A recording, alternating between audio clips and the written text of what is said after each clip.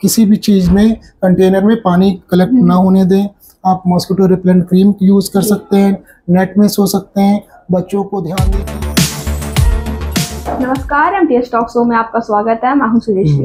तो जैसा कि आप सबको पता है कि जो मौसम चल रहा है उसमें डेंगू जो है वो लोगों को बहुत तेजी से फैल रहा है और इससे लोगों के अंदर बहुत सारी जानने की चाह है कि डेंगू हम कैसे ठीक कर सकते हैं, कैसे हो जाता है डेंगू और इसके उपाय क्या है। बहुत सारी चीज़ें लोगों के मन में रहती है।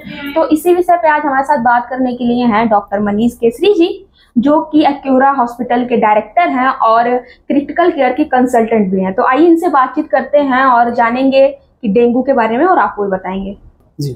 तो सर, सबसे पहले ये बताइए कि ये डेंगू है क्या? इसे कई नामों से जाना जाता है, जैसे डेन 1, 2, 3 और 4। तो ये बताइए इसमें अंतर क्या है और डेंगू क्या है? डेंगू एक वायरल फीवर है जो कि जनरली आफ्टर रेन स्टार्ट होता है सितंबर, अक्टूबर, नवंबर मंथ्स में। ये कई वायरस जैसे डेन 1, डेन 2 तो आप बता रहे हैं, ये डेन 4 तक ये अलग अलग हैं इनके सब टाइप्स, जिनके कारण डेंगू की बीमारी होती है। ये एडीज मच्छर के काटने से होता है, जो जनरली डे टाइम में काटते हैं।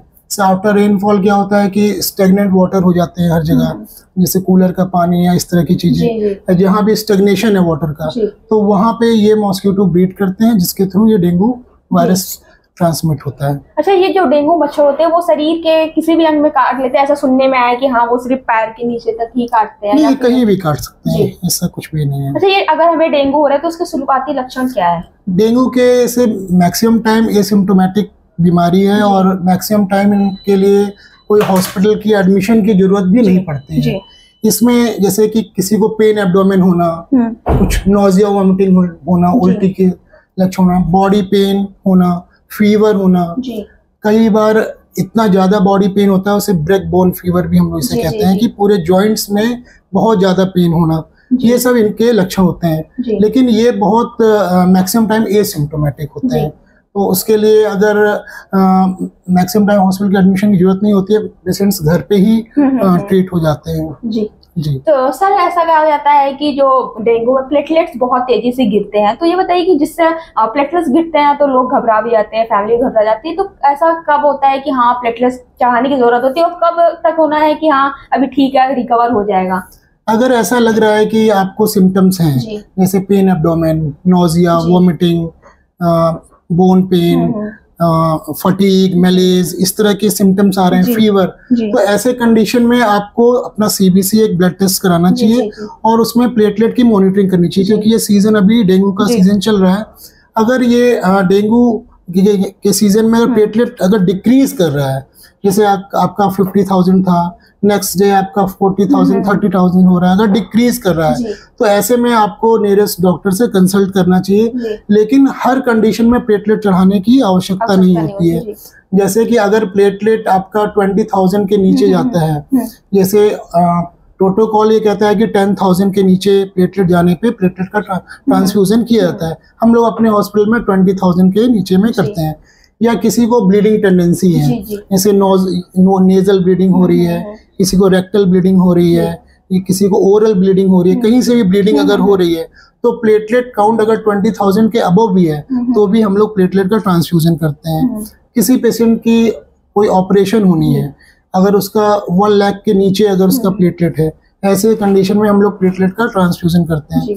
तो प्लेटलेट ट्रांसफ्यूजन कुछ क्राइटेरियाज हैं जिसे हमें फॉलो करना होता है। तो सर, ये कहते हैं कि डेंगू अपने आप ठीक हो जाता है, लेकिन कहीं कहीं ऐसा कुछ केसेस ऐसा है कि हाँ, आईसीयू में भी भर्ती कराना पड़ जाता है। तो आप बताइए कि क्या सही है? वो मैंने जैसे आपको बताया कि मैक्सिमम केसेस डेंगू के एसिम्प्टोमेटिक होते हैं।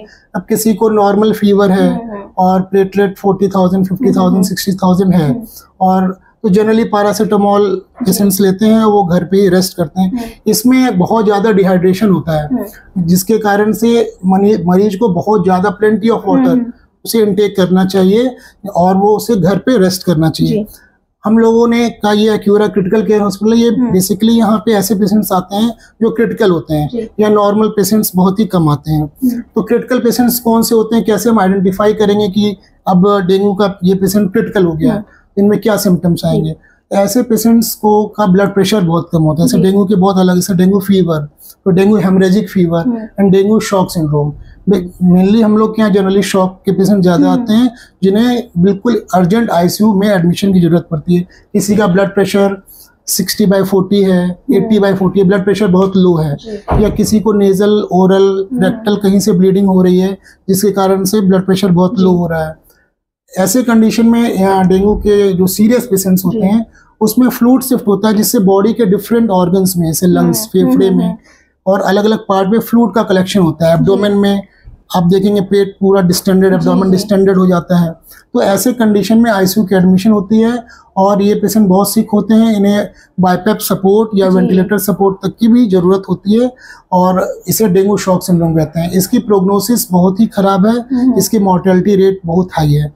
10 में से 4 या 5% मुझे लगता है मॉर्टेलिटी हो जाती है। तो मतलब ये कह सकते हैं कि इसमें मौत का भी चांसेस हो सकता है बहुत ज्यादा। अगर इसलिए डेंगू के जो भी पेशेंट्स हैं और अगर लक्षण आपको दिखाई दे रहे हैं तो आपको इसे हल्के में नहीं लेना चाहिए। आपको इसकी सब्सिक्वेंट डेली मॉनिटरिंग करनी चाहिए कि मेरे सिम्टम्स एग्रेवेट कर रहे हैं या ठीक हैं। अगर माइल्ड सिम्टम्स हैं तो आप घर पे आराम से उसका मैनेजमेंट हो सकता है, लेकिन अगर आपको थोड़ा भी लगे कि मुझे गिडनेस लग रहा है, यानी कि ब्लड प्रेशर लो है या कहीं से कुछ ब्लीडिंग टेंडेंसी लग रही है, बॉडी पे पेटेकीज डेवलप हो रहे हैं, रेड रेड चकत्ते ऐसे डेवलप हो रहे हैं, तो ऐसे में आपको डॉक्टर से कंसल्ट करना चाहिए। तो वो आपका CBC, liver function test, kidney function test ये सब कराएंगे, अल्ट्रासाउंड कराएंगे।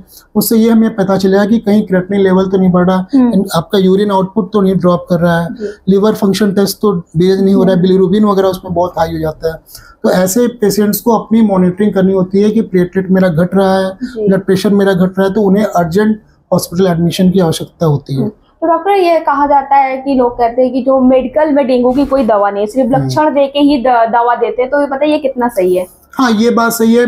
डेंगू का कोई ऐसा इस तरह की मेडिसिन नहीं है, इसका सिम्टोमेटिक मैनेजमेंट किया जाता है। जैसे जो भी पेशेंट का सिम्टम है, किसी पेशेंट का ब्लड प्रेशर कम है तो हम उन्हें ब्लड प्रेशर को इंक्रीज करने की मेडिसिन देते हैं। किसी मरीज के लंग्स में फ्लूइड कलेक्शन हो गया है तो हम उसे वेंटिलेटरी सपोर्ट या बाइपेप सपोर्ट प्रोवाइड करते हैं और फ्लूइड को निकालने की व्यवस्था करते हैं। कुछ ऐसी मेडिकेशन देते हैं जिससे यूरिन आउटपुट इंक्रीज हो। तो जो भी पेशेंट के सिम्टम, फीवर आ रहा है तो उसके लिए हम लोग फीवर की मेडिसिन चलाते हैं, कुछ सीवियर बॉडी पेन हो रहा है तो उसके लिए अलग मेडिसिन। तो ये सिम्टोमेटिक मैनेजमेंट ही इसमें किया जाता है। अगर किसी को डेंगू के लक्षण लग रहे हैं तो उसे सबसे पहले क्या करना चाहिए? डेंगू के अगर लक्षण लग रहे हैं तो उन्हें अपना एक रूटीन, एक ब्लड टेस्ट बेसिक कराना चाहिए और उन्हें देखना चाहिए कि उनका टीएलसी काउंट कितना है, हीमोग्लोबिन कितना है और प्लेटलेट काउंट कितना है। फिर उसको आपको नेक्स्ट डे भी प्लेटलेट काउंट वॉच करना चाहिए कि वो क्या डिक्रीज कर रहा है या इंक्रीजिंग ट्रेंड में है। अगर ब्लड टेस्ट करवाए तो सीबीसी जांच, हाँ सीबीसी कराना चाहिए। डेंगू में ये होता है कि लोग घरेलू उपचार के लिए भी सलाह देते हैं, जैसे कि पपीते की पत्ती हो गई, बकरी का दूध हो गया, कीवी फल खाना। तो ये बताइए क्या इससे प्लेटलेट जल्दी से कवर होता है या फिर सिर्फ एक बहुत सारे लोग इस तरह का कहते हैं, पेशेंट्स भी आकर के हम लोग से कहते हैं। तो लेकिन इसका नुकसान तो नहीं है, लेकिन इसका कोई डेंगू के लिए साइंटिफिक एविडेंस नहीं है। जैसे हम लोग जो भी प्रैक्टिस करते हैं वो एविडेंस बेस्ड प्रैक्टिस करते हैं, तो ऐसा कुछ ऐसा पब्लिकेशन या इस तरह का कोई प्रैक्टिस नहीं है। लेकिन जनरल पब्लिक ऐसा करती है, हम लोग कई बार मना भी करते हैं, लेकिन करते हैं, लेकिन उसका कुछ नुकसान ऐसा सच नहीं है। जी, डेंगू से बचाव के लिए हमें क्या करना चाहिए? जैसे डेंगू मैंने बताया कि जनरली रेनी सीजन के बाद जैसे कि आपके घर के आसपास में अगर स्टेगनेंट वाटर है तो स्टेगनेंट नहीं रहना चाहिए, फ्लो होना चाहिए। कोई रिवर है या कोई नाला है वो स्टेगनेंट वाटर है तो उसी में ग्रो करते हैं एडीज मॉस्किटो के। तो ये सब चीजें आपको ध्यान रखनी चाहिए कि वाटर फ्लो रहे, कहीं पे रुका हुआ पानी, गमले के अंदर अगर पानी है तो वो रुका हुआ ना रहे, इस तरह की चीजें। कुछ हम लोग मॉस्किटो रिपेलेंट क्रीम्स आती हैं वो यूज कर सकते हैं, नेट में सोना चाहिए ये यूज कर सकते हैं। तो पब्लिक को इस चीज का ध्यान रखना चाहिए कि इस सीजन में इन सब चीजों का प्रिकॉशन लें और इन्हें बहुत इजी वे में ना लें। तो डेंगू का अभी मौजूदा इलाज क्या है? क्या इसका कोई टीका वगैरह नहीं? नहीं, ऐसा नहीं है, इस पे वर्क चल रहा है, लेकिन मैनेजमेंट इसका सिर्फ सिम्टोमेटिक मैनेजमेंट ही होता है। तो सर ये बताइए, डेंगू इतनी तेज से फैल रहा है, लोगों ज्यादा से ज्यादा लोग इसके उसमें आ रहे हैं, तो आप बताइए लोगों से आप लोगों को क्या सलाह देना चाहेंगे? मैं लोगों को ये कहना चाहूंगा कि prevention is always better than cure. आप अपना प्रिवेंशन करें कि किस तरह से आप अपने घर के आसपास फॉगिंग करवाएं, अपने घर के आसपास गमले, कूलर, कि कहीं भी किसी भी चीज़ में कंटेनर में पानी कलेक्ट ना होने दें। आप मॉस्किटो रिपेलेंट क्रीम यूज़ कर सकते हैं, नेट में सो सकते हैं। बच्चों को ध्यान दें कि क्योंकि ये सब बच्चों में और ओल्ड एज में अगर इस तरह की कोई उनकी इम्यूनिटी स्ट्रांग नहीं होती है, अगर उन्हें डेंगू के सिम्टम्स बहुत अगर तेजी से होते हैं तो ऐसे पेशेंट आईसीयू में मोर्टेलिटी बहुत हाई हो जाती है। तो आपको अपने आप खुद बचाव करना चाहिए। Thank you sir. Thank you.